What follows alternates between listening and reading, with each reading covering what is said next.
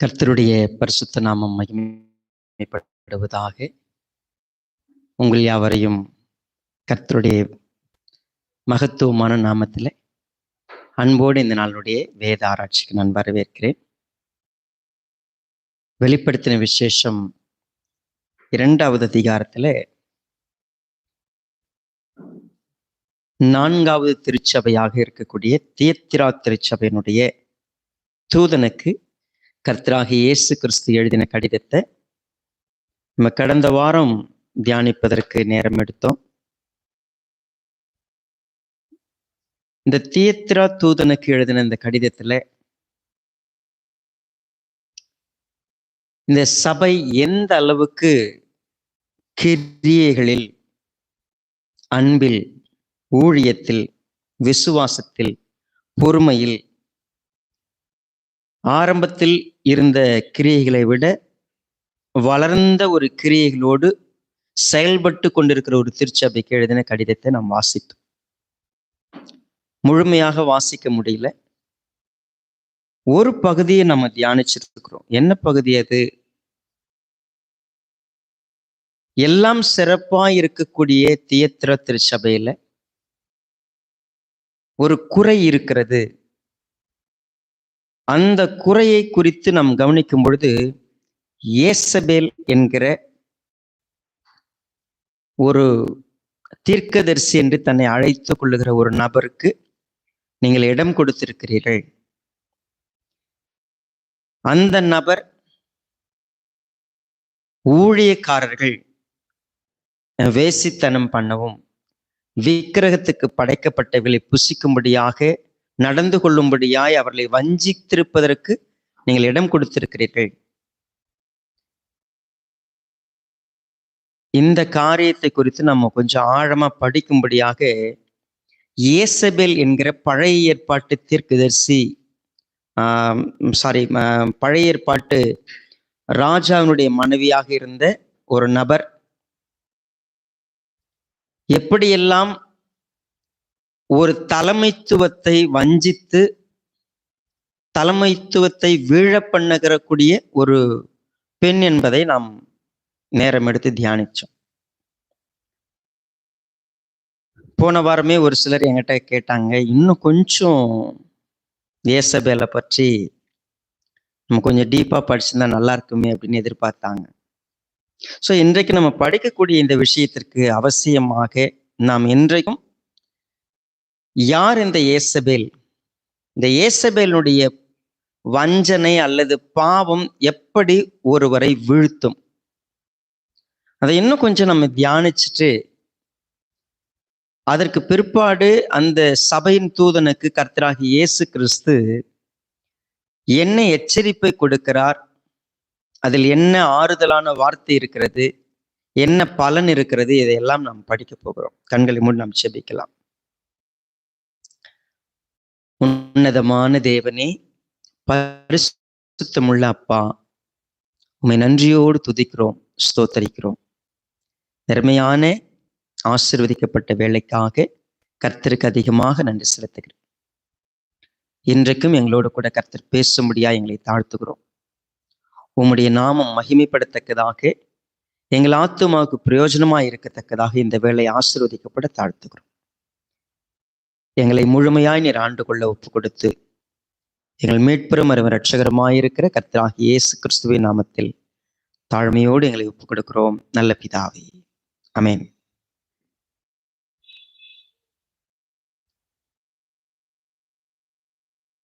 வேதாகமம் முழுமையும் 2 பாவங்கள் எப்பொழுதும் மிக விரிவாக எக்ஸ்பிளைன் பண்ணப்பட்டிருக்கிறது. ஒரு பாவத்தோடு இன்னொரு பாவம் இணைத்து சொல்லப்படும். விக்கிரக ஆராதனை, வேசித்தனம். இந்த விக்கிரக ஆராதனை, வேசித்தனம், விக்கிரக ஆராதனை என்பது என்ன, வேசித்தனம் என்பது என்ன? இந்த யேசபேல் என்பவள் எப்படி ஒரு மனிதனை இந்த 2 பாவத்திற்கும் உள்ளாக்கினாள்? 1 ராஜாக்களின் புத்தகம் 21வது அதிகாரம்.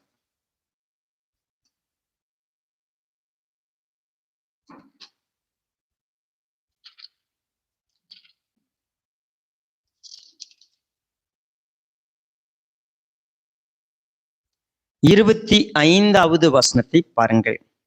தன் மனைவியாகிய யேசபேல் தூண்டிவிட்டபடியே கர்த்தரின் பார்வைக்கு பொல்லாப்பானதை செய்ய தன்னை விற்று போட்ட ஆகாப்பை போல ஒருவனும் இல்லை. இந்த வசனத்துல ஒரு வார்த்தையை நல்லா கவனிக்கலாம். தன் மனைவியாகிய யேசபேல் தூண்டி விட்டபடியே. நம்ம இந்த தியத்திரா திருச்சபையில ஒரு காரியத்தை கர்த்தர் அட்ரஸ் பண்றார். என்ன அட்ரஸ் பண்றாரு?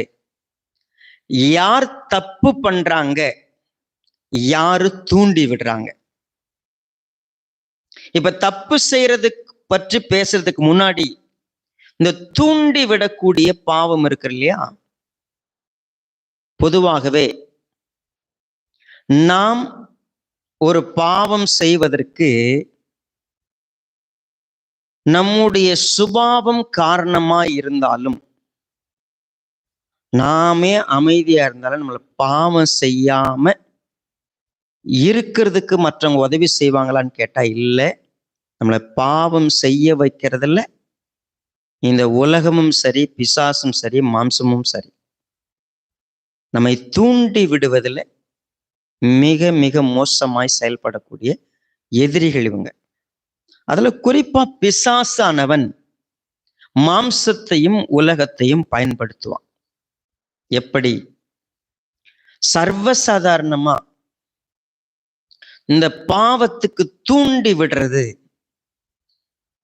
சீரியஸா நீங்க கவனிச்சு பாருங்க. ஒன்றும் தெரியாத ஒரு பிள்ளை, ஒரு 10வது படிக்கிறா, 12வது படிக்கிறா அப்படின்னு அந்த ஏஜ்ல இருக்கிற நீங்க பாத்தீங்கன்னா சொல்லு,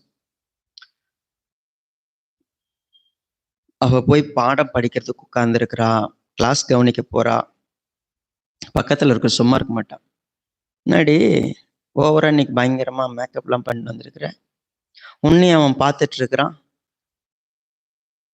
சும்மா இருக்கிறவன் என்ன செய்வாங்க? யாரையாவது ஒருத்தர்கிட்ட கோத்து விடுறது, அப்படி ஜாயின் பண்ணி விடுறது. என்ன அவன் எப்ப பாரு உன்னையே பார்க்கறான்? அப்படியா? இவங்களுக்கு என்ன சரியும் கியூரியாசிட்டி, நம்மள பார்க்கறாங்களா? சும்மா இருக்கிறது இல்லை. உண்மையாவே சொல்லட்டுங்களா, ஒரு மனிதன் அவன் பாவம் செய்ய விரும்பலனா கூட சரி, அவனை இந்த பாவத்துக்கான நிர்பந்தத்துக்குள்ள தள்ளுகிற ஒரு உலகத்தில் நம்ம இருக்கிறோம். இப்போ கிரியைகளில், விசுவாசத்தில், ஊழியத்தில், பொறுமையில், அன்பு, எல்லாத்திலும் சிறப்பா இருக்கக்கூடிய ஒருத்தவங்க விழ முடியுமானா விழ முடியும். அது தியத்திரா திருச்சபை அதுக்குதான் சொல்லப்படுது. இந்த தியத்திரா திருச்சபைக்கு என்ன ஒரு எச்சரிப்பு?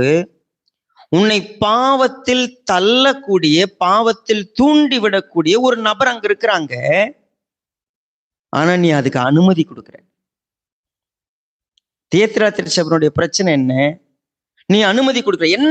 என்ன பாவத்துக்குள்ள கொண்டு போய் விடும் அப்படின்னு கேட்டீங்கன்னா, நீ கடைசியில அந்த பாவம் ஒண்ணு விக்கிரக ஆராதனையா மாறும், இல்ல விபச்சாரமா மாறும், வேசித்தனமா மாறும். இப்போ நல்ல கவனிங்க. கிரியைகளில் பெஸ்டா இருக்கிறவங்க, அன்புல பெஸ்டா இருக்கிறவங்க, விசுவாசத்துல இருக்கிறாங்க, பொறுமையில இருக்கிறாங்க, ஊழியத்தில் இருக்கிறாங்க, இவங்க எப்படிங்க விக்கிரக ஆராதனை பண்ண முடியும்? இவங்க எங்க வேசித்தனம் பண்ண முடியும்? நம்ம யோசிப்போம். என்றைக்குமே எந்த பாவமும் ஸ்டார்டிங்ல எடுத்த உடனே விக்கிரக ஆராதனையா இருக்காது, வேசித்தனமா இருக்காது. பட் எண்டிங் எங்க தெரியுமா இருக்கும்? அங்கதான் இருக்கும். நீங்க டைரக்டா என்ன செய்ய மாட்டீங்க? ஒரு விக்கிரகத்தை வணங்க மாட்டீங்க. டைரக்டா என்ன பண்ண மாட்டீங்க? வேசித்தனம் பண்ண மாட்டீங்க. நம்ம யாரும் அப்படி செய்ய மாட்டோம்.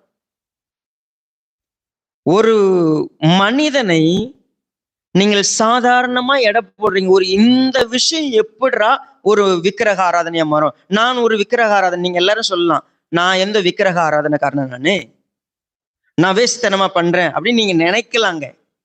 ஆனா வேதம் முழுக்க ஒன்று எச்சரிக்கப்படுகிறது. என்ன எச்சரிக்கப்படுகிறது? விக்கிரக ஆராதனை, வேசித்தனம் கர்த்தருக்கு அருவருப்பான பாவங்கள். ஏன் அப்படின்னு கேட்டீங்கன்னா, நான்லாம் பண்ணல நிறைய சுயநீதிக்காரங்க இருப்போம். ஆனா உங்களுக்கு தெரியாது, ஒரு ஏசபேலின் ஆவி உங்க பக்கத்திலே இருக்கும், நீங்க அனுமதிச்சு வச்சிருப்பீங்க. அந்த ஏசபேலினுடைய ஆவி என்ன தெரியுமா செய்யும்? உங்களை கடைசியில தன் மனைவி தூண்டி விட்டபடியே எல்லா பொல்லாங்கியும் செஞ்சு தன்னை விக்கிரக ஆராதனைக்கும் வேசித்தனத்துக்கும் விற்று போட்ட ஆகாப்பை போல உலகத்துல ஒருத்தனும் இல்லை அப்படின்னு சொன்னா, இந்த ஆகாப் ஏன் நமக்கு எக்ஸாம்பிள்? ஜஸ்ட் ஒரு சாப்டர் நம்ம போய் படிக்க போறோம். இந்த 21வது அதிகாரம் 1 ராஜாக்கள் 21. இவைகளுக்கு பின்பு யெஸ்ரயேலனாகிய நாபோத்துக்கு யெஸ்ரயேலிலே சமாரியாவின் ராஜாவாகிய ஆகாபின் அரண்மனை அண்டையில் ஒரு திராட்சை தோட்டம் இருந்தது.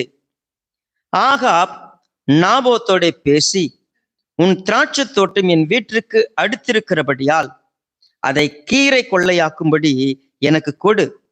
அதை பார்க்கிலும் நல்ல திராட்சை தோட்டத்தை அதுக்கு பதிலாக உனக்கு தருவேன், அல்லது உனக்கு வேண்டுமானால் அதன் விலைக்கரையமான பணத்தை தருவேன் என்றார். நாபோத் ஆகாபை நோக்கி, நான் என் பிதாக்களின் சுதந்திரத்தை உமக்கு கொடாதபடி கர்த்தர் என்னை காப்பாராக என்றான். இப்படி என் பிள்ளைகளின் சுதந்திரத்தை உமக்கு கொடேன் என்று, என் பிதாக்களின் சுதந்திரத்தை உமக்கு கொடேன் என்று யெஸ்ரயேலனாகிய நாபோத் தன்னுடைய சொன்ன வார்த்தைக்காக ஆகாப் சலிப்பும் சினமும் ஆகி தன் வீட்டிற்கு வந்து போஜனம் பண்ணாமல் தன் கட்டிலின் மேல் படுத்து தன் முகத்தை திருப்பி கொண்டிருந்தான். அப்பொழுது அவன் மனைவியாகிய யேசபேல் அவனிடத்தில் வந்து, நீர் போஜனம் பண்ணாதபடிக்கு உம்முடைய மனம் சலிப்பாயிருக்கிறது என்ன என்று அவனை கேட்டதற்கு அவன் அவளை பார்த்து, நான் யெஸ்ரயேலனாகிய நாபோத்தோட பேசி, உன் திராட்சை தோட்டத்தை எனக்கு விலைக்கரையமாய் கொடு, அல்லது உனக்கு ராசியானால் அதற்கு பதிலாக வேறே திராட்சை தோட்டத்தை உனக்கு தருவேன் என்றேன். அதற்கு அவன், என் திராட்சை தோட்டத்தை உமக்கு கொடுக்க மாட்டேன் என்று சொன்னான் என்றான். நல்ல கவனிங்க, இந்த பேசேஜ்ல ஆகாப்னு ஒரு மனிதன், ஒரு ராஜா, இஸ்ரவேலுடைய ராஜா, அவனுக்கு சாதாரணமாய் பார்த்தா இது ஒரு பிரச்சனையே, இது என்ன பிரச்சனை அப்படின்னு யோசிக்க தோணும். 10 கற்பனையில 10வது கற்பனை என்ன? 9வது கற்பனை, பிறனுக்குன்னு யாரையும் என்ன பண்ணக்கூடாது நீ. இப்போ இவனுக்கு அரண்மனை இருக்கிறது. இவனுடைய அரண்மனைக்கு பக்கத்தில் ஒரு நிலம். அந்த நிலம் நல்ல நிலம். அந்த திராட்சை தோட்டத்தை எதுவா என்னவா மாத்தணுமா? அவன் கீரை கொல்லை. சிம்பிளா பாருங்க, அவனுக்கு எக்ஸ்ட்ரா ஒரு சின்ன தோட்டம் வேணும். அதற்கு எக்ஸ்டெண்ட் பண்ண விரும்புறான். அவனுடைய நிலத்தை எக்ஸ்டெண்ட் பண்ணணும். ஆக்சுவலா நீங்க இஸ்ரவேலை புரிந்து கொள்ளணும். அவருடைய வாழ்க்கையில பிதாக்கள் நாட்டின எல்லைகள் என்ன பண்ணக்கூடாது? மாற்றவே கூடாது. ஏன்னா அது ஒரு ஒரு கோத்திரத்துக்கும் சுதந்திரமாக கொடுக்கப்பட்டிருக்குது. ஒவ்வொரு குடும்பத்துக்கும் பகிர்ந்து கொடுக்கப்பட்டிருக்கிறது நிலம். ஒரு இஸ்ரவேலன் இன்னொரு இஸ்ரவேலனை பார்த்து என்ன பண்ணக்கூடாது? அந்த நிலத்தை எனக்கு கொடுன்னு சொல்லக்கூடாது. ஏன்னா உனக்குரியது உனது, அவனுக்குரியது அவனது. நான் எப்போ அவன் அவன் விரும்பினது என்ன? என் தோட்டத்துக்கு எனக்கு ஒரு கீரை கொள்ளம் தான் நல்லா இருக்கும். நீங்க இதுல எங்க விக்கிரக ஆராதனை இருக்குது, எங்க வேசித்தனம் இருக்குது? இதுதான் பேசிக். அவன் ஒரு விஷயத்த விரும்பினான், அவ்வளவுதான்.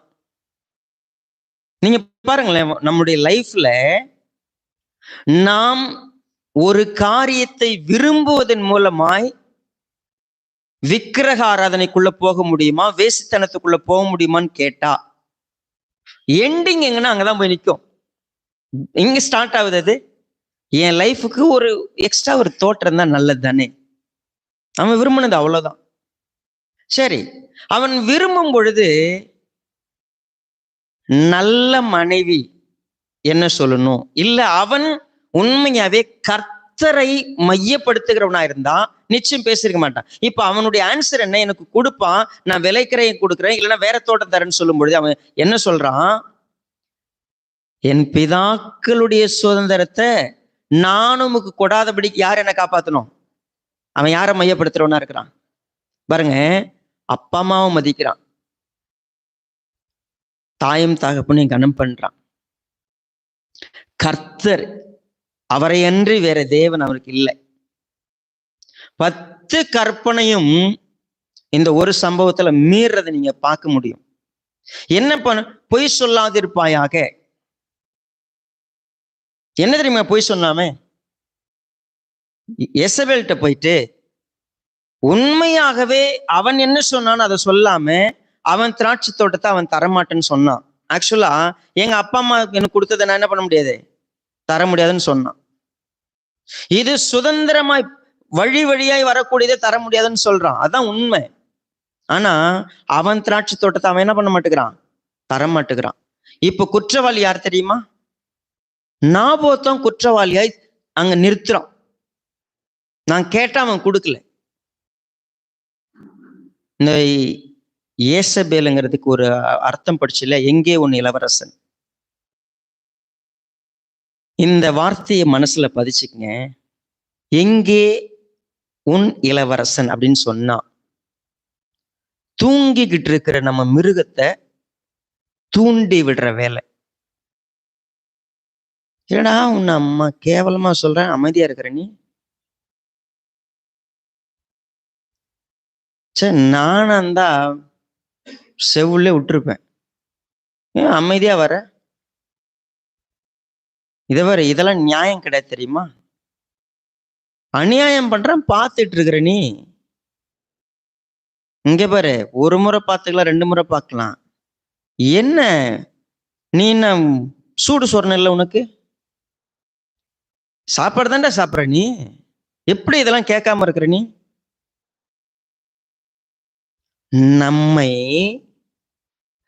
ஒரு பிசாசாக, ஒரு சராசரி மனிதனாக, அல்லது நீதிக்கு நான் எல்லாவற்றையும் செய்ய வேண்டும், நியாயமாய் இது நடக்க வேண்டும் என்கிற ரீதியில நம்மை வஞ்சிக்கும்படி நம்மை தூண்டிவிடக்கூடிய வார்த்தைகளை பேசுறாங்க தெரியுங்களா? நம்மை சுற்றி அப்படி இருப்பாங்க. நல்லா புரிஞ்சுங்க, உங்களை சுற்றி நிறைய பேர் இருக்கிறாங்க. நீங்கள் செய்வதை உங்களை சுட்டி காட்டி தவறு என்று சொல்லுகிறவர்களை நாம் அருகில் வைப்பதில்லை. அவங்க கிட்ட பேச மாட்டோம், அவங்கள பார்த்து அமைதியா போயிடுவோம். ஏன்னா அவங்க உங்களை என்ன பண்ணுவாங்க தெரியுமா? ஏன் இப்படி பண்ற, எதுக்கு இப்படி செய்யற அப்படின்னு சொல்றவங்களும் நமக்கு பிடிக்காது. யாரை பிடிக்கும்? நமக்கு தூபம் போடுறவங்களும் ரொம்ப பிடிக்கும், நமக்கு ஆமாசாமி போடுறவங்களை பிடிக்கும். சரி விடு, அது என்னது ஒரு பெரிய தப்பா அப்படின்னு சொல்றவங்களை பிடிக்கும். நம் வாழ்க்கையில நம்மை சுற்றி இருக்கும் பொழுது நம்மை பாராட்டுகிற, நம்மை கொஞ்சுகிற, நாம் செய்வதை எல்லாம் அங்கீகரிக்கிற, நமக்கு எப்பொழுதும் ஆமேன் போட்டு சரி என்று ஒத்துதுகிற நபர்களையே நம் அருகில் வைக்க விரும்புகிறோம். நம்மை தூண்டி விடுறதுக்கு ஆள் தேவைப்படுது. நாம என்ன செய்யறோம்?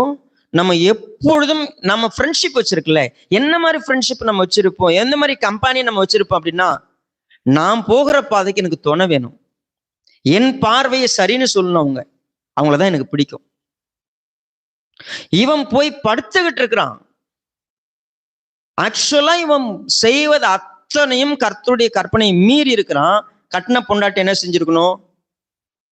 அவன் உண்மையாவே சரியான ஒரு மனைவியை கட்டியிருந்தான், அந்த மனைவி சொல்லியிருக்கணும், இது சரியா நீ செய்வது கர்த்தருக்கு விரோதமா, இந்த காரியம் செய்யலாமா, நமக்கு என்ன இல்லை, இப்ப எதுக்கு நீ போய் அவன் நிலத்தை போய் கேட்டு வந்து இப்படி பண்ற, எதுக்குடா நீ மூஞ்ச தூக்கி வச்சுட்டு படுத்துட்டு இருக்கிற? நீ ராஜா, உனக்கு இல்லாததா இந்த உலகத்துல? யோசித்து பாருங்களேன். நாம் செய்யக்கூடிய பாவத்திற்கு யாரெல்லாம் அதுல எரியறதுல எண்ணெய் ஊத்துறாங்களோ அவங்க நமக்கு என்னோ பயங்கரமா, நம்ம தான் அவங்களுக்கு ஆக்சுவலா உங்களை தூண்டி விடுறாங்க இல்லையா? தூண்டி விடுறவங்களுக்கு நீங்க எப்பொழுது தூரிகை வீசுறீங்களோ அவங்கதான் உங்க தேவன். அவங்க உங்களை ஆள ஆரம்பிச்சிருவாங்க. ஏன்னா நீங்க உங்க லைஃப் முழுக்க தப்பான ஒரு ஆலோசனைகளை அவங்க கொடுத்துக்கிட்டே இருப்பாங்க. நீங்க கெட்டு போறதுக்கான பிசாசனுடைய தூதர், ஏசபேலுடைய ஆவினா என்னன்னா புரிஞ்சுக்குங்க. உங்க லைஃப்ல நீங்க போகிற பாதையில எச்சரிக்காம, கண்டிக்காம, திருத்தாம நீங்க போகிறதுக்கு எங்கெல்லாம் பாசிபிலிட்டிஸ் இருக்கோ, என்னெல்லாம் வஞ்சகம் இருக்குதோ, எப்படியெல்லாம் அந்த தப்பை அடைய முடியுமோ அதற்கு துணை நிற்கிறவங்க. அது உங்க பெற்றவங்களா இருக்கலாம், கூட பிறந்தவங்களா இருக்கலாம், அல்லது உங்களுடைய எந்த ரத்த பந்த உறவா இருக்கலாம், ஃப்ரெண்ட்ஸா இருக்கலாம். சீரியஸா சொல்றேன், உங்களுடைய பாவத்தை லாபத்துக்காக பரவாயில்ல அப்படின்னு கூட்டு போறவங்க. இன்னைக்கு நான் விசுவாசம் சபையை உற்று பார்த்து, நம்பிக்கை சபையை உற்று பார்த்து ஒரு போதகரா என் உள்ளத்தின் ஆழத்திலிருந்து ஒரு விஷயத்த நான் சொல்லுவேன். இந்த விஷயத்த படிக்கிறப்ப கர்த்தர் உணர்த்தக்கூடிய காரியம் என்னன்னா, அநேகர் விழுந்து கொண்டிருக்கிற இடம் எதுன்னு கேட்டா, தேவன் அருமையாய் போதிக்கிறார், சத்தியங்களை சொல்லி கொடுக்கிறார். ஆனாலும் நாம் விழுந்து கொண்டிருப்பதற்கு காரணம் தெரியுமா? நான் கர்த்தருடைய போதனையை கேட்காம, கர்த்தருடைய கற்பனையை கேட்காம, எனக்கு யாராவது ஏதாவது சொன்னாங்கன்னா அவங்க எனக்கு நீதி செய்யற மாதிரி, அவங்க எனக்கு நியாயம் செய்யற மாதிரி. இந்த அப்சலோமுடைய ஆலோசனைக்கு தெரியுமா? தாவீது கிட்ட எல்லாரும் என்ன பண்ணுவாங்க, போயிட்டு வருவாங்க. போயிட்டு வரும்பொழுது ஒருத்தன் அநியாயக்காரனா இருப்பான், ஒருத்தன் நியாயமா இருப்பான். தீர்ப்பு நியாயத்தின் பக்கம் வந்தோடனே அநியாயக்காரன் கஷ்டத்தோட வெளியே வரும்பொழுது அப்சலோம் வாசல்ல நின்றுட்டு என்ன தெரியுமா பண்ணுவானா, அவனை கூப்பிட்டு, என்னப்பா தீர்ப்பு சொன்னாங்க? நீங்க வேறங்க, தீர்ப்பு அவன் பக்கம் போச்சு. அவன் எல்லாத்தையும் கேட்டு சொல்லுவானா, ஏலே நான் ராஜா வந்த தீர்ப்பு யார் பக்கம் தெரியுமா வந்திருக்கோம்? உன் பக்கம் வந்திருக்கும். நீதியான தீர்ப்பை கேட்டு அவன் சொல்லுவானா, பொல்லாதவர்களையும் பேலியாலையும் பார்த்து பார்த்து சொல்லுவான்னா, நான் ராஜா வந்த தீர்ப்பு உன் பக்கம் வந்திருக்கும். அப்ப எல்லா பேலியாலும் எல்லா பொல்லாதவங்களும் யாரும் சேர்ந்துக்கிட்டாங்க? அப்சலோமை சேர்ந்துக்கிட்டாங்க. கர்த்தர் ஒரு வழி சொல்லுவார். என்ன சொல்லுவார் தெரியுமா? எப்பா நீ இந்த மாதிரி தயவு செய்து கர்த்தருக்கு விரோதமா இந்த பாவத்தை செய்யாத. நீ தேவனுக்கு விரோதமா போய் அந்நிய நோக்கத்துல பிணைக்கப்படாத. நான் இங்க வந்து கத்தி சொல்லி கொடுத்து ஸ்ட்ரிக்டா இனிமே தொலைச்சு விடு ஒண்ணு அப்படின்னு சொல்லி நான் சொன்னாங்க. பின்னால போய் விடு, யார் பண்ணாத பாவத்தை நீ பண்ணிட்ட விடு. எல்லாம் அப்படிதான். இங்க இங்க யாரு யோக்கியம் இருக்கிறான்? எல்லாம் செஞ்சிருவாங்க. அப்புறம் சாரி சொல்லிட்டா சரியா போகுது, விடு. தப்புதான், ஆனா என்ன பண்றது, விடு. ஏசபேல்கள் சபையில ஊடுருவி உட்கார்ந்து ஒவ்வொரு ஆத்துமாவாய் வேட்டையாடி கொண்டிருக்கிறது. நமக்கு தெரியும் யார் ஏசபேல் ஆவி உடையவங்க, எப்படி சபையை கெடுக்கிறாங்கன்னு தெரிஞ்சா கூட நம்ம என்ன தெரியுமா செய்வோம்? அதை கண்டுக்கவே மாட்டோம். அது ஒரு பாவமாவே நினைக்க மாட்டோம். எது தெரியுமா பாவம்? நாம பாக்குறோம் பத்தியா, வேசித்தனம் விக்கிரக ஆராதனை பாவம் தெளிவா தெரியுது. ஆனா அந்த வேசித்தனமும் விக்கிரக ஆராதனை எங்க தெரியுமா ஸ்டார்ட் ஆகுது? சாதாரண ஒரு நிலம் தேடுதல்ல, நிலம் விரும்பின இடத்துல ஆரம்பிச்சுது. எங்க வரைக்கும் போகுது கொஞ்சம் டிராவல் பண்ணி பார்ப்போம். என்ன நடக்குது பாருங்க. பாருங்க, அவ சொன்னா 7வது வசனம், அப்பொழுது அவன் மனைவியாகி ஏசபேல் அவனை நோக்கி, நீ இப்போது இஸ்ரவேலின் ராஜ்யபாரம் பண்ணுகிறவர் அல்லவா? எங்கே உன் இளவரசன்? இதான் கேள்வி. நீ எழுந்து போஜனம் பண்ணி மனமகிழ்ச்சி ஆயிரும், சாப்பிடு குடி சந்தோஷமாரியா. நீ என்ன நினைச்சியோ என்ன விரும்பினியோ அது உனக்கு கிடைக்கும். சரியா? பாரு, எஸ்ல நாபோத்தின் திராட்சை தோட்டத்தை நான் உமக்கு கொடுப்பேன் என்று. இப்போ கொஞ்சம் முன்னாடி நாபோத் என்ன வார்த்தை சொன்ன தெரியுமா? என் பிதாக்களின் சொந்தத்தை உமக்கு கொடாதபடிக்கு யார் காப்பாராக? உனக்கு நாபோத்தினுடைய தோட்டம் உனக்கு வரணும்னா அது கர்த்தர் உனக்கு கொடுக்கட்டுன்னு சொல்ற வார்த்தைங்க இல்லை. என்ன வார்த்தை? நான் உனக்கு தருவேன். அப்போ தேவன் யாரு? சரி, இப்ப நீங்க இங்கே நிறுத்திடாதீங்க, அங்க தொடர்ந்து போவோம். என்ன சொல்ற பாருங்க. அவள் ஆகாவின் பெயரால் நிருபங்களை எழுதி. இப்போ யார் ராஜா? எசபேல் தான் ராஜா. ஆனா பேர் யாரு பாருங்க, பேர் வந்து ராஜா ஆகாப். ஆனா ஆக்சுவலா யார் ஆட்சி செய்யறது? யேசபேல் நீங்க பாத்தீங்கன்னா ஊர்ல வந்து இந்த ரிசர்வ்டு தொகுதியெல்லாம் இருக்கும். ரிசர்வ்டு தொகுதியில் என்ன செய்வாங்க, திடீர்னு பஞ்சாயத்து தலைவரை வந்து லேடிஸ் தான் நிக்கணும்னு இருப்பாங்க. லேடிஸ் பேர்ல லேடிஸ் பேரை போட்டுருவாங்க. ஆனா ஒரு யாரு ஆட்சி பண்ணுவாங்க, அந்த ஆண் தான் வந்து ஆட்சி செஞ்சிட்டு இருப்பார். ஒரு சில இடத்துல பேக்கு ஆண் வந்து பேனர்ல இருப்பாரு, ஆனா பின்னால யார் ஆட்சி செய்வாங்க, சேம். இப்போ நான் உனக்கு கொடுப்புன்னு சொன்னதே தேவன் தான். நான் இதை செய்யணுன்ற மெத்தட் தான். பேர் வந்து ஆகா பேரு, ஆனா லெட்டர் யார் எழுதுது, யேசபேல் எழுதுற. அவதான் ராஜா. ரைட். அடுத்தது, அவன் முத்திரையை அவன் முத்திரையை அவைகளுக்கு போட்டு அந்த நிருபங்கள் நாபோத்திற்கும் பட்டணத்தில் அவனோடு குடியிருக்கிற மூப்பரிடத்துக்கும் பெரியோரிடத்துக்கும் அனுப்பினால், அந்த நிருபங்களில் அவள் எழுதினது என்னவென்றால், நீங்கள் உபவாசம் என்று பிரசித்தப்படுத்தி. கவனிங்க, இவளுடைய வார்த்தையில ஒன்றில கூட என்ன இருக்காது தெரியுமா, கர்த்தர்னு இருக்காது. நீங்கள் உபவாசம்னு, யாருக்கு உபவாசம் அதெல்லாம் இல்லை. சரி, உபவாசம்னு பிரசித்தப்படுத்துங்க. அப்புறம் நாபோத்தை ஜனத்தின் முன்னால் நிறுத்தி தேவனையும், அங்க என்ன இல்லை தெரியுமா, கர்த்தர் கிடையாது. அவ வாயால கூட என்ன சொல்ல மாட்டா தெரியுமா, கர்த்தரை மகிமைப்படுத்துறதுக்கோ கர்த்தரை என்ன. அவன் போய் கல்யாணம் பண்ணிட்டு வந்துட்டான். இப்ப பாகால் தான் அங்க தேவன். அங்க தேவன் அவன் தூஷிச்சிருக்கிறான், ராஜாவை தூஷிச்சிருக்கிறான். கர்த்தர் என்ற இடமே இல்லை. இப்ப சொல்லுங்க, இடத்துக்கு ஆசைப்பட்டான். இப்ப அந்த தேசத்தை விக்கிரகம் ஆள்றதுக்கு விட்டு கொடுத்திருக்கிறதுக்கு காரணம் இவனுடைய ஆசை, இச்சைதான்.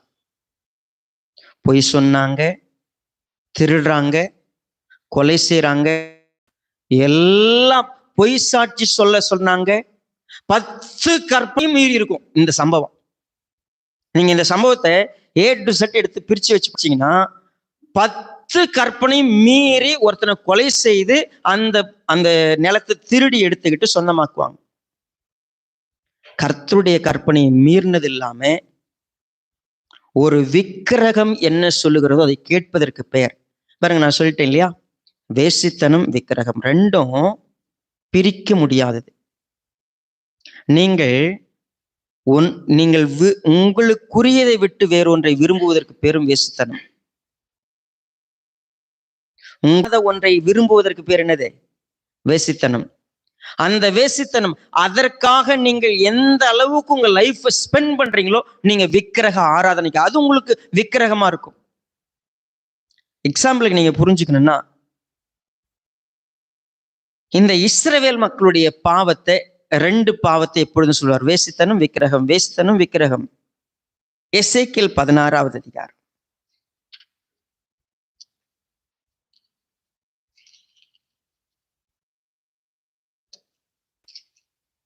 எசேக்கியேல் 16ல கர்த்தருடைய வார்த்தை எனக்கு உண்டாகி அவர், மனுபுத்திரனே, நீ எருசலேமின் அருவருப்புகளை அதற்கு அறிவித்து சொல்ல வேண்டியது என்னவென்றால், கர்த்தராகிய ஆண்டவர் எருசலேமுக்கு சொல்லுகிறார், கானான் தேசமே உன் உற்பத்திக்கும் உன் பிறப்புக்குமான இடம் அது. உன் தகப்பன் எமோரியன், உன் தாய் ஏத்தித்தி.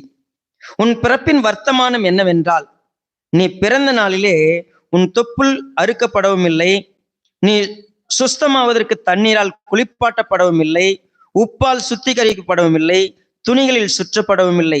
உனக்காக பரிதபித்து இவைகளில் ஒன்றையாகிலும் உனக்கு செய்ய ஒரு கண்ணும் உன் பேரில் இரக்கமாயிருந்ததும் இல்லை. நீ பிறந்த நாளிலே அருவருக்கப்பட்டதினால் வெளியில் எரிந்து விடப்பட்டாய். நான் உன் அருகே கடந்து போகும் பொழுது மிதிக்கப்படுவதற்கு ஏதுவாய் நீ உன் ரத்தத்திலே கிடக்கிறதை கண்டு, உன் ரத்தத்தில் கிடக்கிற உன்னை பார்த்து பிழைத்திரு என்றேன். ஆம், உன் ரத்தத்தில் கிடக்கிற உன்னை பார்த்து பிழைத்திரு என்று சொன்னேன். இந்த இன்ட்ரோடக்ஷன் ஒரு நபருடைய ஃப்ளாஷ்பேக். நான் வழியில போகும்போது தூக்கி எரிஞ்சிட்ட, தொப்புள் கொடி அறுக்காத, கிளீன் பண்ணாத, ரத்தம் தோய்ந்த, அருவருப்பா இருக்கிற ஒரு உருவத்தை தூக்கி அப்படி வழியில போட்டாங்க. மிதிக்கப்படுறதுக்கும் அது அவ்வளவுதான். நான் பார்த்து நீ பிழைத்திருன்னு சொன்னேன். நான் பார்த்து உன்னை பிழைத்திருன்னு சொன்னேன். நீ கொஞ்சம் வளர்ந்த, உனக்கு முடியெல்லாம் வந்துருச்சு, உன் தேகம் வளர ஆரம்பிச்சிருச்சு, ஆனாலும் உனக்கு ட்ரெஸ் இல்லை. நான் என்ன தெரியுமா செஞ்சேன்? உனக்கு 8வது வசனம் பாருங்க. நான் உன் அருகே கடந்து போன போது உன்னை பார்த்தேன், இதோ உன் காலம் பருவ காலமா இருந்தது, அப்பொழுது என் வஸ்திரத்தை உன்மேல் விரித்து. யாருடைய வஸ்திரம்? அவருடைய வஸ்திரத்தை விரித்து உன் நிர்வாணத்தை மூடி உனக்கு ஆணையிட்டு கொடுத்து உன்னோட உடன்படிக்கை பண்ணினேன் என்று கர்த்தராகிய ஆண்டவர் சொல்லுகிறார். இவ்விதமாய் நீ என்னுடையவன் ஆனாய். சரி, நான் உன்னை ஜலத்தினால் முழுக்காட்டி உன்னை இரத்தமர ஸ்நானம் பண்ணுவித்து உனக்கு எண்ணெய் பூசி சித்திரன் தையலாடையை உனக்கு உடுத்தி சாயம் தீர்த்த பாதரட்சைகளை உனக்கு தரித்து கட்ட மெல்லிய புடவையும் மூடிக்கொள்ள பட்டு சால்வையும் உனக்கு கொடுத்து உன்னை ஆபரணங்களால் அலங்கரித்து உன் கைகளில் கடகங்களையும் உன் கழுத்தில் சரப்பணிகளையும் போட்டு உன் நெற்றில் நெற்றி பட்டத்தையும் உன் காதுகளில் காதனையும் உன் தலையின் மேல் சிங்காரமான கிரீடத்தையும் தரிப்பித்தேன். சரி பாருங்க, இவ்விதமாய் பொன்னினாலும் வெள்ளினாலும் நீ அலங்கரிக்கப்பட்டாய். உன் உடுப்பு மெல்லிய புடவையும் பட்டு சித்திர தயாராக இருந்தது. மெல்லிய மாவையும் தேனையும் நெய்யையும் சாப்பிட்டாய். நீ மிகவும் அழகுள்ளவளாகி ராஜ்யத்தை சுதந்திரிக்கும் சாக்கியத்தையும் பெற்றாய். பாருங்க, உன் அழகினாலே உன் கீர்த்தி புறஜாதிகளுக்குள்ளே பிரசித்தமாயிற்று. நான் உன்மேல் வைத்த என் மகிமையினாலே அது குறைவற்றதாயிருந்தது என்று கர்த்தராகிய ஆண்டவர் சொல்லுகிறார். பாருங்க, தியத்திரா சபைக்கு ஒரு கடிதம் எழுதினா, நீங்க ரட்சிக்கப்பட்டு சூப்பரா நெய்யினாலும் வெண்ணெயினாலும் எண்ணெயினாலும் போஷிக்கப்பட்டு அற்புதமா இருந்துச்சு, எந்த குறையும் இல்லை. ஆனா என்ன ஆச்சு? நீயோ வென்றால் உன் அழகை நம்பி உன் கீர்த்தியினாலே சோர மார்க்கமாய் நடந்து வழிப்போக்கரில் உனக்கு நேர்பட்ட யாவரோடும் வேசித்தனம் பண்ணி உன் வஸ்திரங்களில் சிலவற்றை எடுத்து பலவருண ஜோடிப்பான மேடைகளை உனக்கு உண்டாக்கி அவைகளின் மேல் வேசித்தனம் பண்ணினாய். அப்படி கொத்த காரியங்கள் ஒரு காலம் சம்பவித்ததும் இல்லை, சம்பவிப்பதும் இல்லை. நான் உனக்கு கொடுத்த என் பொன்னும் என் வெள்ளியுமான உன் சிங்கார ஆபரணங்களை நீ எடுத்து உனக்கு ஆண் சுருமங்களை உண்டாக்கி அவைகளோட வேசித்தனம் பண்ணி உன் சித்திர தையலாடைகளை எடுத்து அவைகளை மூடி என் எண்ணெயையும் என் தூப வர்க்கத்தையும் அவைகளின் முன் படைத்து நான் உனக்கு கொடுத்த என் அப்பத்தையும் நீ சாப்பிடும்படி உனக்கு கொடுத்த மெல்லிய மாவையும் நெய்யும் தேனையும் நீ அவைகளுக்கு முன் சுத்தமான வாசனையாக படைத்தாய், சுகந்த வாசனையாக படைத்தாய். காரியம் இப்படி ஆயிற்றென்று இப்போ இந்த 16வது அதிகாரம் ஒட்டுமொத்த இஸ்ரவேலுடைய பிக்சர். நீ என்ன பண்ண? நீ விரும்பினபடி போன. நீ ஒன்றை விரும்பின, அது பின்னால போன, அதற்காக நீ வேசித்தனம் பண்ண, அதற்காக அது விக்கிரக ஆராதனையா மாறிச்சு. உங்க லைஃப்ல இன்றைக்கு வெளிப்படுத்தின விசேஷம் படிக்கும் பொழுது கர்த்தரை விட நீங்கள் வேறு எதையாவும் ஒன்றை மேலாக விரும்புவீங்க. அது நீங்க லவ் பண்றவங்களா இருக்கட்டும், கல்யாணம் பண்ணவங்களா இருக்கட்டும், உங்களை பெத்ததா இருக்கட்டும், நீங்க பெத்ததா இருக்கட்டும், உங்களுக்கு எல்லார விட, அதாவது கர்த்தரை விட இது எல்லாத்துலயும் ஏதோ ஒன்று உங்களுக்கு பெருசா இருந்தா, உங்களுக்கு ஏதோ ஒன்று வேண்டும் என்பதனால, கர்த்தர் கொடுக்காத ஒன்று உங்களுக்கு வேண்டும் நீங்க தேடுறதுனால நீங்கள் சீக்கிரமாய் கர்த்தரை விட்டு விலகும்படியான ஒரு சூழ்நிலை வரும். இப்ப நான் சொல்றேன், இப்போ உதாரணத்துக்கு ஒரு எங்க வீட்டுல ஒரு 4-5 பிள்ளைங்க இருக்கிறாங்க. விக்கிரக ஆராதனையை வணங்குற ஒருத்தர்கிட்ட போய் நான் உன்னை நேசிக்கிறேன், நான் உன்னை கல்யாணம் பண்ணிக்க நினைக்கிறேன், அவன் திருப்பி சொல்றான், இல்ல அவ சொல்றா, சொல்லி இவங்க முடிவு பண்றாங்க. பேரண்ட்ஸ் ஒத்துக்கல. இது கர்த்தருக்கு விரோதமானு சொல்றாங்க, இது கர்த்தருக்கு பிரியமில்லாதுன்னு சொல்றாங்க, இது என்றைக்கும் செய்யப்படாத ஒரு அருவருப்பு செய்யக்கூடாதுன்னு சொல்றாங்க. உடனே என்ன செய்யணுமோ, நீங்க ஒத்துங்களா, நான் போய் கல்யாணம் பண்ணிக்கிறேன். நான் யாரை விட்டுருவேன்? கடைசியில கர்த்தரை விட்டுருவேன். எனக்கு நான் 20-25 வருஷம் நான் செஞ்சிருப்பேன், பைபிள் வச்சிருந்திருப்பேன், படிச்சிருந்திருப்பேன், கர்த்தருக்காக பாட்டு பாடியிருப்பேன், சபையை சுத்தம் பண்ணியிருப்பேன், எல்லா வேலையும் செஞ்சிருப்பேன். ஆனா எனக்கு ஒரு விஷயம் தேவைப்படும் போது நான் என்ன செஞ்சிருவேன்? கர்த்தர் எனக்கு வேண்டாம், எதுவும் எனக்கு வேண்டாம், யார் செய்யாத பாவத்தை நான் செஞ்சிட போறேன். உங்களுக்கு ஒண்ணு சொல்றேன், வேதம் முழுக்கும் திரும்பவும் திரும்பவும் சொல்லப்பட்டது, நீ சாதாரணமா எடுத்துக்கொள்ளுகிற ஒரு பாவம் தனித்திருக்காது. நீ நினைக்கலாம் இந்த பாவம் ஒரு பாவமா நினைக்கலாம், ஆனா அந்த பாவம் எல்லா பாவத்துக்குமான திறவுகோல். எல்லா இடத்துக்கும் உன்னை கூட்டு போயிடும்.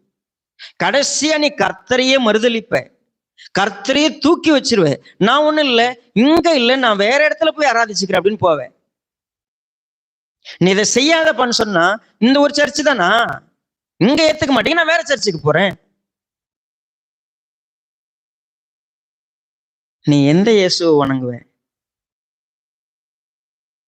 உன்னை கட்டுப்படுத்துற, உன்னை சரியாய் நடத்தக்கூடிய இடத்துக்கு நீ கீழ்ப்படியாம, நீ போகிற பாதைக்கெல்லாம் உன்னை கண்டுகொள்ளாத, உனக்கு தூபம் போடுகிற, நீ நினைக்கிற விதத்துல இருக்கிற ஒரு வாழ்க்கையை அனுமதிக்கிற ஒரு இடத்தை நான் தேடுவேன்னு சொன்னா, தியத்தீராவுக்கு ஒரு எச்சரிப்பு வருகிறது. நல்லா புரிஞ்சுங்க. இந்த 2 விஷயத்த நிதானத்தோடு தியத்திரா சபைக்கு எழுதினத படிக்கலாம். 1, உங்க லைஃப்ல உங்களை எப்பொழுதும் கண்காணித்து எச்சரிக்கிற ஒரு நபர் உங்ககிட்ட இருக்கிறாங்களா? You are a blessed person. நான் ஆதியிலிருந்து இந்த 20 வருஷ ஊழியத்துல நான் கண்டுபிடித்த ஒரு உண்மை, என்னை யாராவது பார்த்து எதுக்கு இப்படி பண்ற பண்ணாதன்னு சொல்ற இடத்துல நான் இருக்கிறேன்னா நான் ஆசீர்வதிக்கப்பட்டவன். நம்ம அந்த இடத்த கொடுக்க மாட்டோம் தெரியுமா? ஏன்னா நம்மளை யாராவது ஒருத்தங்க ஏதாவது சொல்லிட்டாங்க, அடுத்த முறை அவங்க கிட்ட பேச மாட்டோம், அடுத்த முறை அவங்க கிட்ட திரும்ப மாட்டோம். அப்போ நம்ம அவங்க கிட்ட நான் என்ன பண்ணிட்டேன்னு திருப்பி நம்ம கேட்டோம்னா, நம்ம அடுத்த முறை என்ன பண்ண மாட்டாங்க, நம்மளை பார்த்து திருத்த மாட்டாங்க, சொல்ல மாட்டாங்க. நாம் எச்சரிக்கப்பட முடியாத அளவுக்கு ஒரு உயரத்துக்கு நம்மை நாமே வளர்த்துக்கிட்டோம். தேவன் வைக்காத ஒரு உயரத்தை நாம் அடைந்து விட்டோம். நாம யாரும் திருத்துற இடத்துல நம்மளை பார்த்து சொல்ற இடம் இல்லை. எனக்கு தெரியும், ஒரு 80 வயசு நபர் இருக்கிறார் சபையில. வேதம் சொல்லுது, நான் அவரை எப்படி ஒரு தகப்பனை பார்த்து புத்தி சொல்ற மாதிரி சொல்லணும். நான் நேரடியா சொல்லுவேன், ஐயா நீங்க செய்யறது தப்பு அப்படின்னு சொல்லிட்டு சொல்வேன், நீங்க பாக்கியவான். ஏன் தெரியுமா? 80 வயசு, என்னை விட ஒரு 35 வயசு நீங்க பெரியவரா இருங்க, ஆனாலும் உங்களை பார்த்து இது குறையா இருக்கிறது, இது நிவர்த்தி செய்து கொள்ளுங்க, இது தவறுன்னு சுட்டி காட்டுற இடத்துல நீங்க இருக்கிறீங்கன்னா நீங்க பாக்கியவான். ஆனா என்னை விட 30 வயசு கம்மியா இருக்குது, அதை பார்த்து என்னால சொல்ல முடியல. ஏன் தெரியுமா? அவங்க நான் சொன்னா ஏத்துக்க மாட்டாங்க. சாபத்துல எது தெரியுமா பெரிய சாபம்? உங்களை பார்த்து ஒருத்தவங்க நீங்க செய்யறது தப்புன்னு சொல்ற இடத்துக்கு ஆன தாழ்மை உங்களுக்கு இல்லை. நீங்க செய்யறது தப்புன்னு சொல்ற இடம் உங்களுக்கு இல்லைன்னு சொன்னா, நீங்க ஒரு பெரிய வேலையை உங்களை சுற்றி உருவாக்கிட்டீங்க. எனக்கு யாரும் சொல்லாதீங்க, நான் சரி, எனக்கு தெரியும் இதுல என்ன தப்பு இருக்கு, இதெல்லாம் நான் எப்ப பாரு என்ன தப்புன்னு சொல்றீங்க.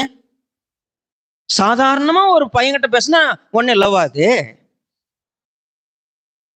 ஃப்ரெண்ட கூட பேசக்கூடாதா?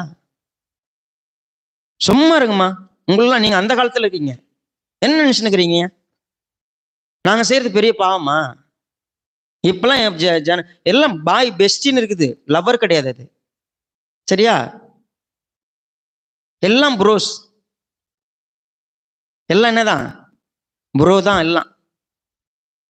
எல்லாம் புர்ன்னு போறதுக்கு, சரியா? நினைச்சுக்கங்க, சுய நீதியை தூண்டி விடுற வேலையை எசபேல் செய்வாங்க. உனக்கு நடக்கிறது அநியாயம், உன்னை சுற்றி இருக்கிற எல்லாரும் உனக்கு அநியாயம் பண்ணியிருக்கிறாங்க, நீ நியாயத்துக்கு எந்திரிச்சு நில்லுன்னு தூண்டி விடுற வேலையை எசபேல் செய்யும். நீ மட்டும்தான் ரைட்டு, மத்தவங்க யாரும் சரியில்லைன்னு சொல்றது இயேசபேல். ரெண்டாவது, மற்றவங்க எல்லாம் சரியில்லை, நீ அவங்கள கேளுன்னு சொல்ல வைக்கிறது இயேசபேல். மூன்றாவது, உன் ஈகோவை தூண்டி விடுற வேலை இயேசபேல் செய்யும். உனக்கு மட்டும் இந்த அநியாயம் நடக்கூடாது. எப்படி அது நடக்கிறது? கவனிங்க, நான் என்னங்க பெரிய பாவம் பண்ணிருக்கிறேன், பெரிய பாவம் பண்ணி நீங்க நினைச்சிட்டு இருக்கிறீங்க. உங்க ஈகோ தூண்டப்படும் போது உங்களுக்கு பொறாமையும், உங்களுக்கு கசப்பும், சஞ்சலமும், உங்க மனசு வேதனைப்படுதுன்னு சொன்னா, உங்க இடத்துல வேறொருத்தவங்க ஏதோ ஒரு பாராட்டப்பட்டுட்டாங்க, உங்க இடம் வேறொருத்தருக்கு போதுன்னா, உங்களுக்கு ஒரு எரிச்சல் வருதுன்னா, நீங்க விக்கிரக ஆராதனைக்காரனா மாறுவீங்க. நீங்க வேசித்தனம் பண்ணுவீங்க. நீங்க நினைச்சுக்காதீங்க, நான் எப்பப்பா நான் வேற விக்கிரகத்தை வணங்கினேன், நான் எப்பப்பா வேசித்தனம் பண்ண நினைப்பீங்க. நம்ம அந்த வழியில போய் பார்க்கலாம் என்ன நடக்குதுன்னு. உண்மையவே சொல்லட்டுமா, நீங்க உங்க மனசு உங்களுக்கு தேவனா இருக்கும். நீங்க யார்கிட்டயோ ஒரு விஷயத்தை ஷேர் பண்ணுவீங்க, என் புருஷன் இப்படி பண்ணாருங்க, என் மனைவி இப்படி பண்ணாங்கன்னு. லிசன், அந்த இடத்துல நீங்க சொல்றது ஒரு ஏசபேலா இருக்கலாம். உங்க வாழ்க்கையினுடைய பிரச்சனைகளுக்கு மத்தியில உங்களுக்கு ஏதோ ஒரு இடத்துல ஒரு அநியாயம் நடக்குது இல்ல, உங்க குடும்பத்துல ஒரு அநியாயம் நடக்குது, உங்க குடும்பத்துல ஒரு பிரச்சனை நடக்குது. அந்த பிரச்சனைக்கு நீங்க உங்க மனசு என்ன பண்ணுவீங்க தெரியுமா? யார்கிட்டயும் ஒருத்தர் ஷேர் பண்ணுவீங்க. ஆனா அங்க ஏசபேல் உட்கார்ந்துருக்கும். ஏசபேல் உட்கார்ந்து என்ன தெரியுமா செய்யும்? உங்களை தூண்டி விடும். ச்சே, நீங்க எவ்வளவு நல்லவங்க, ஏன் உங்க ஒய்ஃப் இப்படி இருக்கிறாங்க? ஏங்க நீங்க எப்படி இருக்கிறீங்க, உங்களுக்கு போய் ஏங்க இப்படி நடக்குது? ஏன்னா இப்ப 2 பேர் பிரச்சனையோட என்கிட்ட வந்தாங்கன்னா, இப்போ ஒரு லேடி என்கிட்ட பிரச்சனை எடுத்துன்னு வராங்க, ஒரு ஜென்ஸ் எடுத்துட்டு வராங்கன்னா, நான் என்ன சொல்லுவேன்? எல்லாத்தையும் கேட்டு அவங்க அப்படியே இருக்கட்டும், நீங்க திருந்தாங்கன்னா அடுத்த முறை என்கிட்ட கவுன்சிலிங் வர்றதில்லை அவங்க. ஏன்? நான் அங்க பிரச்சனையை கொண்டாந்து சொல்லி அவரை கூட்டு வச்சு கண்டிச்சு ஏதாவது இந்த மனுஷன் சொல்லுவாருன்னா, இவர் என்ன பண்றாரு? அத்தை விட்டுறாரு, நம்மள்கிட்ட பேசுறாரு. ஆனா ஏசபேல் அப்படி பண்ணாது. உனக்கு தழுவணைகளை தைத்து கொடுத்துரும், உன்னை தாளாட்டும், உன்னை மேன்மைப்படுத்தும், உன்னை பெருமைப்படுத்தும். நீ சரி, இன்னொன்னுதான் தப்புன்னு சொல்ல வைக்கும். அப்படி சொல்ல வச்சு உன்னை என்ன தெரியுமா செய்யும்? அதற்கு அந்த மனிதனை எப்படியாவது தண்டிக்கவும், அதுல இருந்து ஒரு சில விஷயங்களை உனக்கு நியாயம் கிடைக்கிற மாதிரியான விஷயங்களை கொண்டு வரும். கடைசியில நீ கர்த்தருடைய பேச்சை என்றைக்கு விட்டுட்டு மனித பேச்சை கேட்கறியோ, அன்னைக்கு நீ விக்கிரக ஆராதனைக்காரன். அன்றைக்கே வேசித்தனம் வந்துருச்சு இருதயத்துல. ஏன்னா கர்த்தர் சொல்ற மாதிரிதான் என் லைஃப் இருக்கும்னு நீ சொல்லுவேன்னு கேட்டா இல்லை. உனக்கு நிறைய ஃப்ரெண்டு உனக்கு தப்பான தூபம் போடுறவங்க. ஆனா தயவுசெய்து சொல்றேன், இந்த ஏசபேல் என்னும் தீர்க்கதரிசி, இந்த வார்த்தைக்கு முன்னாடி இன்னொன்னு இருக்குது, தன்னை தீர்க்கதரிசி என்று அழைத்துக் கொள்ளுகிறவன்.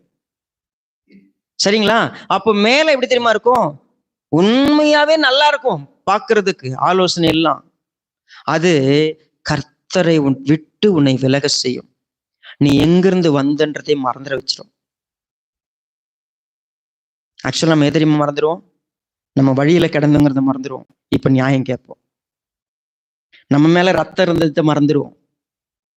நம்ம மேல ஆயிலா இருந்ததை மறந்துடுவோம்.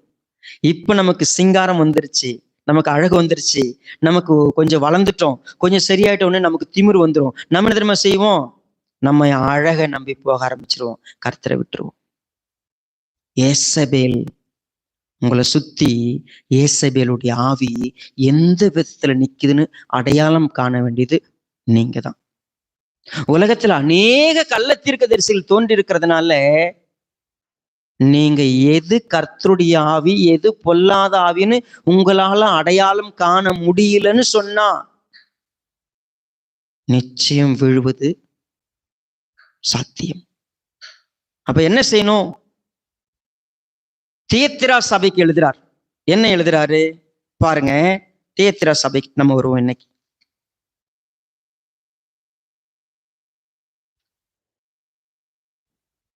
இரண்டாவது அதிகாரம்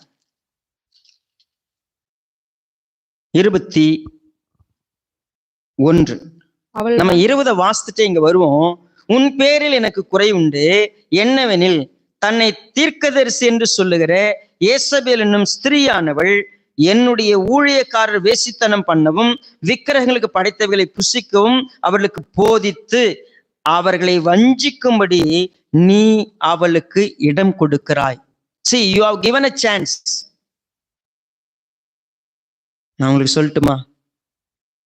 நான் அடிக்கடி ஒரே ஒரு சின்ன கோட்டிங்ல தான் உங்களுக்கு எழுதியிருக்கிறேன். பல முறை இதை உங்களுக்கு சொல்லிட்டேன். நீங்கள் தடுக்கி விழும் பொழுது தாங்கி பிடிக்கிற கரத்தை விட, உங்க கண்ணுல இருந்து கண்ணீர் வரும்பொழுது துடைக்கிற கரத்தை விட, நீங்க தடுமாறும் பொழுது தட்டி கேட்டு உங்களை சீர்படுத்தக்கூடிய நபருக்கு உங்க வாழ்க்கையில இடம் கொடுங்க. நீங்க விழ மாட்டீங்க. நம்ம யாரை பார்ப்போம் அப்படின்னா, நம்முடைய பலவீனங்களை நமக்கு பணம் கொடுத்தவங்களை ரொம்ப நம்பிடுவோம். நமக்கு ஆறுதலா பேசினவங்களை ரொம்ப நம்புவோம். நமக்கு சாதகமா பேசினவங்களை நம்ம நம்புவோம். நம்மகிட்ட ரொம்ப அன்பா பேசுற உறவை நம்ம ரொம்ப நம்புவோம். ஆனா அதற்குள்ள பிசாசனுடைய வஞ்சகம் இருக்குன்னு நமக்கு தெரியாது. சோ அதுக்குத்தான் என்ன சொல்றாரு, அவள் மனம் திரும்பும்படியாய் அவளுக்கு தவணை கொடுத்தேன். அவள் தன் வேசி மார்க்கத்தை விட்டு மனம் திரும்ப அவளுக்கு மனம் இல்லை. நான் இந்த மாதிரி ஏசபேலுக்கு நான் ஒரு விஷயம் சொல்லி கொடுக்க விரும்பினேன். நீ மனம் திரும்பும் மனம் திரும்பும் மனம் திரும்பும்னு அவளுக்கு தவணை கொடுத்தேன். நீ எவ்வளவு பெரிய பாவத்துக்குள்ள நிக்கிற. சரி, இங்க எல்லாருமே ரொம்ப அழகா இருக்கிறோம். நம்ம உண்மையுமே கர்த்தருடைய வசனம் படிக்கிறோம். இன்றைக்கு இந்த வசனத்தை கேட்கும்போது ஒரு விஷயம் நமக்கு புரிஞ்சுக்கணும். நான் எங்கேயாவது இந்து கோயில்கள்ல போய் நான் என்ன விழுந்து கும்பிட்டு வர போறேன்னா செய்ய மாட்டேங்க. நீங்க சொல்லுங்க, யாராவது லாட்ஜில் ரூம் எடுத்துட்டு போய் வேசித்தனம் பண்ணோமா? இல்லை, செய்யவே மாட்டோம். நீங்க கர்த்தரை விட்டுட்டு வேற ஒருத்தரை நம்புறது, கர்த்தருக்கு பிரியம் இல்லாம வேறு உறவுகளை நம்புவது, உங்களுடைய உறவை தாண்டி வேற உறவுகளை நீங்க பட்சமாய் வைத்திருப்பது. நீங்க இப்போ வாலிப தம்பி தங்கச்சியா, எனக்கு அப்பா அம்மா இருக்கிறாங்க, என் கூட பிறந்த அண்ணன் தங்கச்சி அக்கா தங்கச்சி, இதை தாண்டி எனக்கு ஒரு உறவை நான் எக்ஸ்ட்ரா சம்பாதிச்சு வச்சிருக்கிறேன்னு சொன்னா அவர்கள் பிசாசினால் அனுப்பப்பட்டிருக்கிற ஏசபேல்களாக இருக்கலாம். ஈவன் உங்களுடைய ஃபேமிலியா இருந்தா கூட சரி, அவங்க கர்த்தரை மையப்படுத்தாம அவங்க தேவனா இருக்கிறாங்களான்னு செக் பண்ணுங்க. They can lead you. இப்ப நான் சொல்றேன், சபையில இருக்கிறாங்க இந்த ஏசபேல்ஸ். நான் அந்த ஏசபேலுங்களுக்கு எச்சரிக்கிறேன், மனம் திரும்பிடு. நீ மனம் திரும்பு. சபையில உட்கார்ந்து சத்தியத்துக்கு விரோதமா சைட்ல நீ ஒரு ட்ராக் போட்டு 4 பேரை கெடுக்கிற, கும்பல் சேர்க்கிற, உனக்கு ஒரு தனி குரூப் வச்சுக்கிற, நீ தனியா ஒண்ணு போதிச்சு இங்க ஒண்ணு போதிச்சா பின்னால ஒண்ணு வச்சிருக்கிற. மனம் திரும்பிடு. நாங்க இங்க தாங்க சாதாரணமா தான் நான் பேசணும், சர்ச்சு மூலமா தான் நான் பேசணும். சர்ச்சு மூலமா தான் அந்த உறவே வந்துச்சு. ஆனா சர்ச்சு மூலமா வந்தது, நீ 2 பேர் பேசும்போது ஏன் இந்த பாஸ்டர் இப்படி பண்றாரு,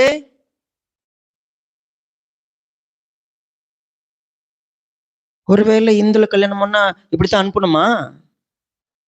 நியாயமா? அது சரியா? யார் தப்பு பண்ணல? அப்போ அனுப்பணும்னா எல்லாரும் தானே அனுப்பணும். இப்படி பேசக்கூடிய ஏசபேல்களே மனம் திரும்பிடுங்க. நான் தவணை கொடுக்கிறேன், எச்சரிக்கிறேன், மனம் திரும்பணும். இன்கேஸ் நீ திரும்பலன்னு சொன்னா, நீ மனம் திரும்பலன்னா அவர் என்ன சொன்னார் பாருங்க, இதோ நான் அவளை கட்டில் கிடையாக்கி அவளுடனே விபச்சாரம் செய்தவர்களை தங்கள் கிரியைகளை விட்டு மனம் திரும்பாவிட்டால் அவர்களையும் மிகுந்த உபத்திர, அவளை நான் நிச்சயம் தள்ளுவேன். அவ ஆலோசனையை கேட்ட அத்தனை பேரை நான் தள்ளுவேன். இது நடக்கும். ஏன்னா இது என் சபை, நான் கட்டினேன், என் உயிர் கொடுத்தேன், என் ரத்தத்தை சிந்தனை இயேசுவானவர் சொல்றார். என்னுடைய சபை பரிசுத்தமா இருக்கணுமா? நான் உனக்கு தவணை கொடுத்த, நீ திரும்பிரு. இந்த மாதிரி போய் சைடுல பெருமையை தூண்டுற விஷயம், சுயநீதியை தூண்டுற விஷயம், அதாவது அவங்க பார்வையில நியாயம் தோன்ற விஷயத்தை தூண்டி விடுற விஷயம், இதெல்லாம் செஞ்சு கர்த்தருக்கு விரோதமா எல்லா கட்டளையும் மீற செய்வதற்கு நீ ஒரு சாக்கு போக்கு வச்சுக்கிற. நேற்று ஒரு சகோதரி என்கிட்ட பேசும்போது சொன்னாங்க, ஏங்க அவங்க குடிக்கிறதுல இருந்து ஏன் மாற மாட்டேங்கிறாங்க? அவங்களுக்கு விருப்பம்தான் பாஸ்டர், ஆனா குடிச்சுக்கிட்டே இந்த ஒரு திடீர்னு விட்டா கை காலில் என்ன பண்ணுமா? அப்படி திடீர்னு விட்டுறக்கூடாதாமே. சரியாயிடுவான் பாஸ்டர், கொஞ்சம் கொஞ்சமா கொஞ்சம் கொஞ்சமா. உலகத்திலேயே பாவத்திலிருந்து கொஞ்சம் கொஞ்சமா சரியாக முடியும் நம்புறது, அது கிறிஸ்தவத்துல எப்படிதான் இந்த மாதிரி ஒரு உபதேசம் வந்துச்சுன்னு எனக்கு தெரியல. ஒரு பாவத்தை விடுறதுக்கு என்ன வேணுமா உங்களுக்கு? தவணை வேணுமா? இன்ஸ்டால்மெண்ட் வேணுமா மனம் திரும்புறதுக்கு? ஆனா ஆண்டவர் சான்ஸ் கொடுத்து வச்சுக்கிறாரு. நீ தவணைன்னு வச்சுக்கிறல்ல, உனக்கு நான் கொடுத்துருக்கிறேன், இன்னைக்காவது வந்துரு, இன்னைக்காவது வந்துருன்னு. ஆனா உங்க லைஃப்ல கடைசி வரைக்கும் எந்த தவணைக்குள்ள நீ என்ன பண்ண போறது இல்லை. 20 இன்ஸ்டால்மெண்ட் என்ன பண்ணிருவேன், அவ்வளவுதான். தவணைனா இன்ஸ்டால்மெண்ட் இல்லைங்களா? நிறைய பேர் ஃபீல் பண்றாங்க, இன்ஸ்டால்மெண்ட்ல நாங்க என்ன பண்ணிடுவோம், நேத்து ஃபுல் பாட்டில் அடிச்சுன்னா இன்னைக்கு நான் என்ன பண்ணுவேன், ஆஃப், அப்புறம் கால் பாட்டில், அப்புறம் சின்னதா ஒரு கிளாஸ்ல, அப்புறம் அப்படி நக்கி தொட்டுன்னுட்டு, அப்புறம் மூந்து பார்த்துட்டு, அப்படியா?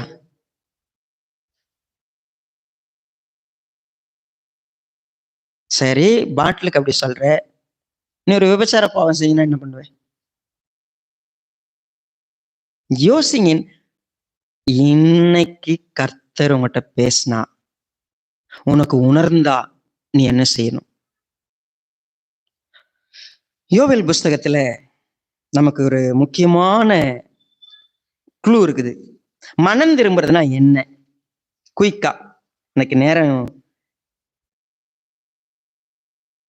கொஞ்சம் கம்மியா இருக்குது. யோவேல் புத்தகம் 2வது அதிகாரம் 12வது வசனத்தை பாருங்க. ஆதலால் நீங்கள் இப்பொழுதே உபவாசத்தோடும் அழுகையோடும் புலம்பலோடும் உங்கள் முழு இருதயத்தோடும் என்னிடத்தில் திரும்ப. ஆதலால் நீங்கள் இப்பொழுதே, ஒரே வார்த்தை தான், நீங்க இப்பொழுதே உபவாசத்தோடும் அழுகையோடும் புலம்போடும் உங்கள் முழு இருதயத்தோடும் என்னிடத்திற்கு திரும்புங்கள் என்று நீங்கள் உங்கள் வஸ்திரங்களை அல்ல உங்கள் இருதயங்களை கிழித்து உங்கள் தேவனாகிய கர்த்தரிடத்தில் திரும்புங்கள். அவர் இரக்கமும் மன உருக்கமும் நீடிய சாந்தம் மிகுந்த கிருபையும் உள்ளவர், அவர் தீங்குக்கு மனஸ்தாபப்படுகிறவமாயிருக்கிறார். தயவு செய்து ஒரு பாவத்தை விடணும்னா, எனக்கு சான்ஸ் வேணும்னு நினைச்சீங்கன்னா, உங்க லைஃப்ல அது என்னைக்கும் கிடைக்காது, என்றைக்கும் திரும்ப முடியாது.